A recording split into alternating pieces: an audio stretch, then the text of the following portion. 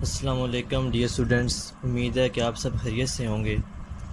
आज बेटा हम चैप्टर नंबर 7 के लेक्चर 2 की तरफ जाएंगे, जिसमें हम डिस्कस करेंगे कि व्हाट आर ट्रिग्नोमेट्रिक रेशियोज़, कि ट्रिग्नोमेट्रिक रेशियोज़ आपके पास क्या होती हैं, इनको कैसे फाइंड करते हैं, इनका मतलब क्या है। तो बेटा आपने 9th क्लास के अंदर एक राइट ट्रायंगल पढ़ी थी, ऐसी ट्रायंगल जिसमें कोई एक एंगल 90 डिग्री का हो आपके पास, ऐसी ट्रायंगल को आप बोलते हैं राइट ट्रायंगल।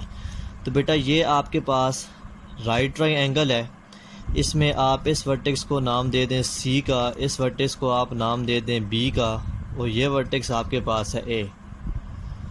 तो बेटा ये आपके पास यहाँ पे राइट एंगल है, 90 डिग्री का एंगल बन रहा है। अब बेटा आप बताएं, ज़रा आप याद करें, तो राइट ट्रायंगल के बिल्कुल जो सामने साइड होती थी, इस साइड को हम कहते थे, बिल्कुल राइट ट्रायंगल के 90 डिग्री के अपोजिट साइड थी, इस साइड को हमने नाम दिया था हाइपोटेन्यूज का, कि ऐसी साइड जो 90 के एंगल के मतलब राइट एंगल के ऑपोजिट होगी, इसे हम बोलेंगे हाइपोटेन्यूज।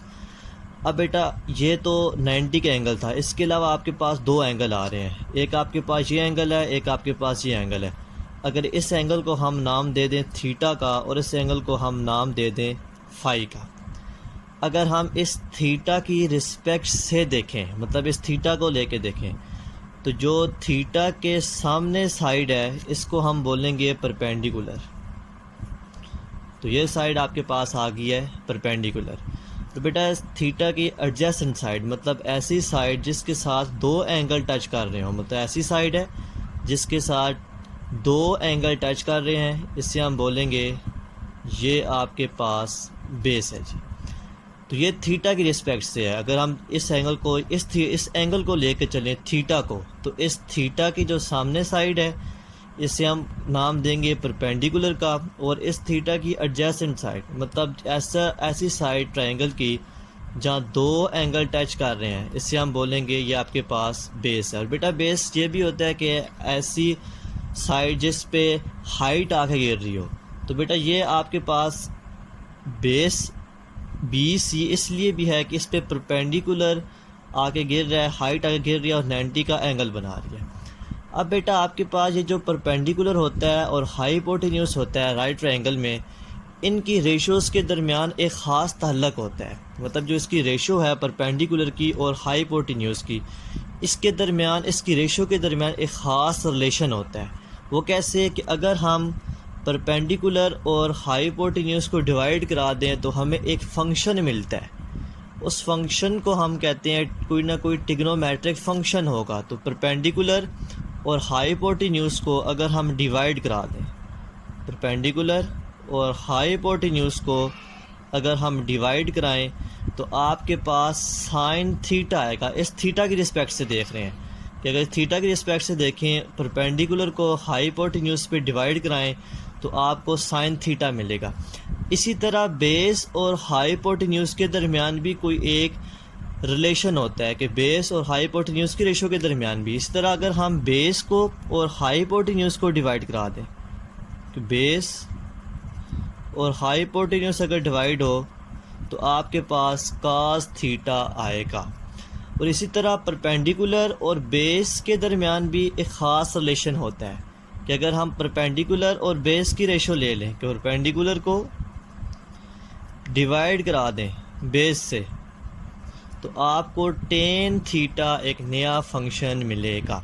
तो बेटा इनकी साइड्स के दरमियान रिलेशन है, उस रिलेशन को यूज़ करके हमने ये तीन फंक्शंस बनाए हैं, sine theta, cos theta, tan theta. बेटा अब आप ये भी कह सकते हैं कि अगर परपेंडिकुलर और हाइपोटेन्यूज को की रेशो लेने से साइन थीटा आता है, तो हाइपोटेन्यूज और परपेंडिकुलर की रेशो लेने से कौन सा फंक्शन आएगा? डेफिनेटली कोई फंक्शन आएगा। तो बेटा अगर हम साइन का रेसिप्रोकल लें, मतलब फंक्शन स्टार्ट हो रहा है एस से, तो इसका रेसिप्रोकल फिर स्टार्ट होगा सी से। तो sine theta perpendicular by hypotenuse, sine theta का रेसिप्रोकल है कोसेकेंट थीटा। तो कोसेकेंट थीटा कैसे आएगा? साइन थीटा का रेसिप्रोकल ले लें कि साइन थीटा है हाइपोटेन्यूज बाय परपेंडिकुलर, तो कोसेकेंट थीटा होगा हाइपोटेन्यूज बाय परपेंडिकुलर, कि साइन थीटा है परपेंडिकुलर बाय हाइपोटेन्यूज, तो कोसेकेंट थीटा आपके पास होगा हाइपोटेन्यूज बाय परपेंडिकुलर, कि अगर परपेंडिकुलर को हाइपोटेन्यूज से डिवाइड कराएं तो साइन थीटा आएगा, अगर हाइपोटेन्यूज की परपेंडिकुलर से रेशो लें तो कोसेकेंट थीटा आएगा।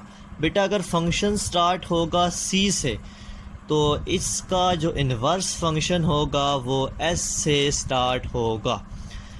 तो अब सीकेंट थीटा कैसे आएगा? अगर हम बेस को हाइपोटेन्यूज से डिवाइड कराएं तो आपके पास कास थीटा आता है, लेकिन अगर हम हाइपोटेन्यूज की रेशो लें बेस के साथ, मतलब हाइपोटेन्यूज ऊपर आ जाए और बेस से डिवाइड हो रहा हो, तो जो फंक्शन आपको मिलेगा इस फंक्शन को हम कहते हैं सीकेंट थीटा। इसी तरह आप ये भी क्वेश्चन पूछ सकते हैं, अगर परपेंडिकुलर को बेस से डिवाइड कराते हैं कि परपेंडिकुलर की रेशो लेते हैं बेस के साथ, तो आपको टेन थीटा मिलता है। आप ये भी पूछ सकते हैं सर अगर हम बेस की रेशो लें परपेंडिकुलर के साथ तो फिर क्या होगा? तो बेटा आपको एक नया फंक्शन मिलेगा, अगर हम बेस की रेशो ले लें परपेंडिकुलर के साथ तो एक फंक्शन आएगा, इस फंक्शन को हम नाम देंगे काट थीटा। तो बेटा sine theta perpendicular by hypotenuse, तो साइन का रेसिप्रोकल होगा कोसेकेंट थीटा। इसी साइन की वैल्यू का रेसिप्रोकल ले लें, साइन है परपेंडिकुलर बाय हाइपोटेन्यूज, तो कोसेकेंट थीटा हो जाएगा हाइपोटेन्यूज बाय परपेंडिकुलर। अब बेटा इसको याद भी हम रख सकते हैं कि साइन थीटा होता है perpendicular by hypotenuse, cos theta होता है बेस बाय हाइपोटेन्यूज, और टेन थीटा आपके पास होता है परपेंडिकुलर बाय बेस। इसी तरह कोसेकेंट हाइपोटेन्यूज बाय परपेंडिकुलर। तो हमने बेसिकली ये तीन ही फाइंड करने हैं, इन्हीं का रेसिप्रोकल लेंगे तो आपको ये तीन फंक्शन मिलना स्टार्ट हो जाएंगे। बेटा इंग्लिश का एक सेंटेंस है, सेंटेंस से हम इनको याद रखेंगे कि some people have curly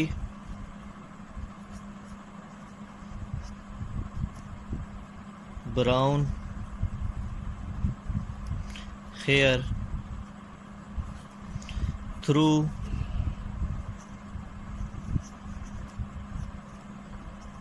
proper brushing। बेटा some people have, S mean sine, P mean perpendicular, H mean hypotenuse. तो इससे आप साइन थीटा को याद रख सकते हैं कि साइन थीटा होता है some people have, S mean sine, P mean perpendicular और H mean hypotenuse. Curly brown hair, C mean cos, B mean base और H मीन हाइपोटेन्यूज। के कॉस थीटा होता है curly brown hair, cos theta होगा base को hypotenuse से divide करने से, through proper brushing. T mean through, T mean tan theta, P perpendicular, B base. तो इससे भी आप इन फंक्शंस को याद कर सकते हैं। अब नेक्स्ट लेक्चर में हम देखेंगे कि कौन से फंक्शन किन किन क्वाड्रेंट्स में पॉजिटिव होते हैं। बेटा ये आपके पास एक एक्स वाई प्लेन है, तो इससे पहले यहाँ पे एक बात रह गई है बेटा ये जो फंक्शन होते हैं sine theta, cos theta, tan, cosecant, secant, cot, ये इस ट्रायंगल की साइड्स पे डिपेंड नहीं करते, कि मतलब अगर साइड्स की लेंथ इंक्रीज़ कर दें तो इन फंक्शंस पे कोई असर नहीं पड़ेगा। ये साइड की लेंथ के लिहाज से इंडिपेंडेंट होते हैं। बेटा ये थीटा पे डिपेंड करते हैं, ये थीटा चेंज करते जाएं तो आपको जो फंक्शन होगा इनकी वैल्यूज़ चेंज होती नज़र आएंगी, कि जैसे ही फंक्शन थीटा चेंज होगा फंक्शन की वैल्यू भी चेंज होगी। थीटा 45 तो वैल्यू 1/√2, लेकिन इसको आप 60 पुट करेंगे √3/2 हो जाएगा। लेकिन इन बेस की परपेंडिकुलर और हाइपोटेन्यूज की जितनी मर्जी वैल्यू चेंज करें, इससे इन फंक्शंस की वैल्यू पे कोई फ़र्क नहीं पड़ेगा। और दूसरी बात, ये जो इन फंक्शंस हैं इनको हम कहते हैं trigonometric functions with angle theta, कि ये ट्रिग्नोमेट्रिक फंक्शन है ऑफ एंगल थीटा, के एक एंगल थीटा हम इसमें यूज़ कर रहे हैं। तो ये बात इंपॉर्टेंट है कि ये जो फंक्शंस होते हैं ये साइड पे डिपेंड नहीं करते। बेटा अब आपके पास ये कोई एक्स वाई प्लेन है, इस प्लेन के अंदर अब हम देखेंगे कि ये चार क्वाड्रेंट्स बेसिकली बन रहे हैं, first, second, third and fourth. तो हमने ये देखना है कि पहले क्वाड्रेंट में एक्स और वाई की वैल्यू क्या होती हैं, दूसरे क्वाड्रेंट में एक्स वाई की वैल्यू क्या होंगी, थर्ड क्वाड्रेंट में एक्स वाई की वैल्यू क्या होंगी, फोर्थ क्वाड्रेंट में एक्स और वाई की वैल्यू आपके पास क्या आएगी। तो पहले क्वाड्रेंट के अंदर बेटा पहला क्वाड्रेंट ना एक्स पॉजिटिव और वाई पॉजिटिव से मिलके बना है,